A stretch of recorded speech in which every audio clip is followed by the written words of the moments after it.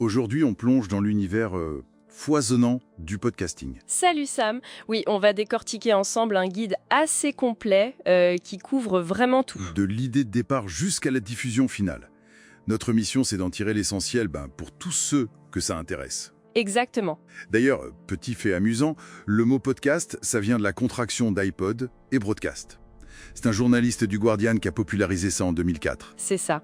Mais l'histoire technique, elle remonte un peu avant, début 2000, avec des gens comme Dave Winer, Adam Corey. Ah oui, les pionniers des flux RSS pour l'audio. Voilà. Et ce guide, justement, il nous donne une vue d'ensemble, des motivations initiales jusqu'à la monétisation. Alors, entrons direct dans le vif. La première question que pose ce guide, c'est pourquoi ? Pourquoi on veut se lancer ? Bah oui, est-ce que c'est pour partager une passion ? Ou une expertise ? Créer une communauté peut-être ? Voire même des objectifs pro. Le guide dit que c'est crucial de clarifier ça. Pour définir sa vision et surtout son public cible ? Tout à fait. Et ça amène direct à la question de la niche, trouver son créneau. Pas juste le sujet, mais l'angle, c'est ça. Exactement. Analyser ce qui existe déjà et proposer un truc unique. Ça peut être le ton, le format. Une perspective différente ? Ok, je vois. C'est ça qui va faire qu'on sort du lot, quoi. Une fois qu'on a ça, l'identité. Le guide parle du nom, bien sûr. Accrocheur, mémorable. La pochette aussi, l'image. Super important sur les plateformes. Oui, simple mais impactante. Et le jingle. Ah, l'habillage sonore pour qu'on reconnaisse tout de suite. Bon, et après, le matériel. Là, le guide insiste sur un point. La qualité audio, c'est la priorité numéro 1. Avant tout le reste. Carrément, c'est l'investissement clé. Le guide recommande d'ailleurs des micros USB dynamiques pour commencer. Genre l'Audio-Technica ATR 2100X ou le Rode PodMic USB. C'est ça. Bon rapport qualité-prix et assez tolérant si la pièce n'est pas parfaite niveau acoustique. Et il faut aussi un casque fermé, j'imagine, pour s'entendre sans faire d'écho. Indispensable. Plus un ordi qui tienne la route pour le montage et le petit filtre anti-pop. Contre les P et les B qui explosent. Classique. Voilà, pour un son plus propre. Ensuite, la structure. Le format de l'épisode. Solo, co-animation, interview, table ronde.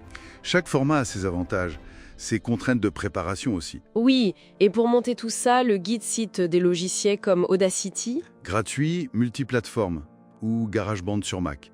L'important, c'est de maîtriser les bases argentrieux. Couper, coller, ajuster les niveaux, le b.a.-ba du montage. Et le guide insiste aussi beaucoup sur où on enregistre. Ah oui, l'environnement. Une pièce calme. Si possible, avec des tapis, des rideaux pour absorber un peu le son. Et le placement du micro. Environ 10-15 cm de la bouche, un peu sur le côté, pas pile en face. Pour éviter le souffle direct. Logique. Et parler clairement, varier le ton et toujours faire un test son avant. Le test, la base. Et le montage alors ? C'est juste couper les blancs ? Non, pas seulement.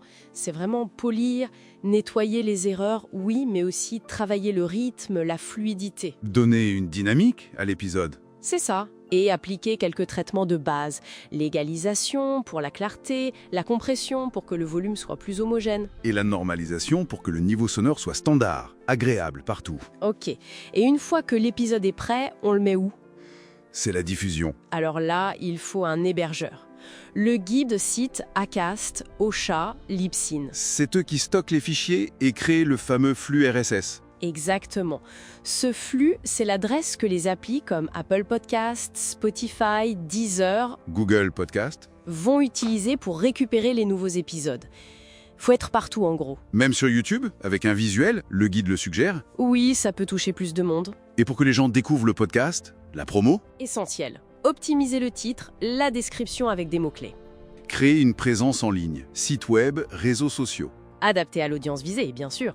Et les collaborations. Faire des apparitions croisées avec d'autres podcasteurs. C'est souvent très efficace pour gagner en visibilité. Dernier point, et pas des moindres, l'argent. La monétisation. Le guide explore plusieurs pistes. La pub, classique. Lu par l'hôte ou en spot inséré. Les abonnements pour du contenu bonus, via Patreon par exemple. Les produits dérivés, l'affiliation. Mais attention, le guide met en garde sur l'éthique et le juridique. Respecter les droits d'auteur, surtout la musique. Obtenir le consentement des invités pour la diffusion. Et être transparent sur les pubs. Ok, donc si on résume un peu ce guide. Il montre que le podcasting, c'est accessible, oui, mais ça demande quand même de la préparation. De la réflexion stratégique, de la rigueur technique. Et de l'engagement sur la durée. Faut être régulier, persévérant. Et accepter que son podcast évolue avec le temps, avec les retours des auditeurs. Absolument. Être à l'écoute, s'adapter. La technique, la stratégie, la persévérance, c'est clair, c'est fondamental. Mais au-delà de ça, Oui. quelle est cette conversation unique, cette perspective singulière qui attend juste, peut-être, d'être partagée et entendue grâce à un micro?